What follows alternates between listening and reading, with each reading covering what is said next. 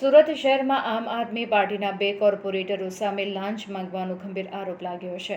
આ મામલે એક કોર્પોરેટરની ધરપકડ કરવામાં આવી છે. સુરત એન્ટી કરપ્શન બ્યુરોએ આપના કોર્પોરેટર જીતેન્દ્ર કાછડિયાની અટકાયત કરી છે. તેમના પર મલ્ટી લેવલ પાર્કિંગના કોન્ટ્રાક્ટર પાસેથી 10 લાખ રૂપિયાની લાંચ માંગવાનો આરોપ છે. આ પહેલા આ જ કેસમાં આપના બીજા કોર્પોરેટર વિપુલ સુહાગિયાની ધરપકડ કરવામાં આવી હતી. બંને કોર્પોરેટરોએ પે એન્ડ પાર્ક કોન્ટ્રાક્ટર રદ કરવાની ધમકી આપીને કોન્ટ્રાક્ટર પાસેથી 10 લાખ રૂપિયાની લાંચની માંગણી કરી હતી. કોન્ટ્રાક્ટરે આ મામલે પુરાવા સાથે એસીબીમાં ફરિયાદ નોંધાવી હતી.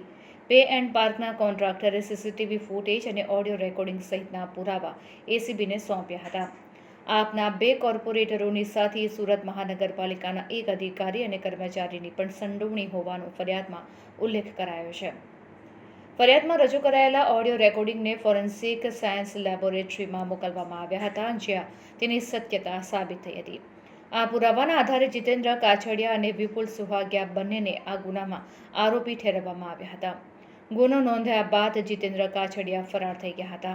જો કે એસીબીની ટીમે તેમને શોધી કાઢ્યા અને અટકાયતમાં લીધા છે.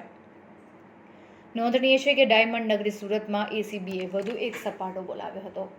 ઉધના ઝોનની અંદર એસીબીએ ટ્રેપ ગોઠવી એસએમસીના ક્લાસ 3ના 2 કર્મચારીઓને ઝડપી પાડ્યા હતા. જિગ્નેશ પટેલ અને મેહુલ પટેલને ₹35,000ની લાંચ લેતા ઝડપી પાડવામાં આવ્યા હતા. આ બંને મકાનના વેરા બાબતે ભલામણ કરવા બાબતે લાંચ માંગી હતી. આ કામના ફરિયાદી મકાનનો વેરો સુરત મહાનગરપાલિકામાં ભરતા આવ્યા હતા, જે મકાનનો વેરો દર 3 વર્ષે રિક્વિઝેશન કરવાનો થતો હોવાથી જે વેરો રિક્વિઝેશનની કાર્યવાહી કરવાના અવેશ પેટે આ કામના આરોપીઓને એકબીજાના મેળાપીપણામાં ફરિયાદી પાસે ₹35,000 લાંચની માંગણી કરી હતી. જે લાંચની રકમ ફરિયાદી આપવા માંગતા ન હોય એસીબીનો સંપર્ક કરી ફરિયાદ આપી હતી.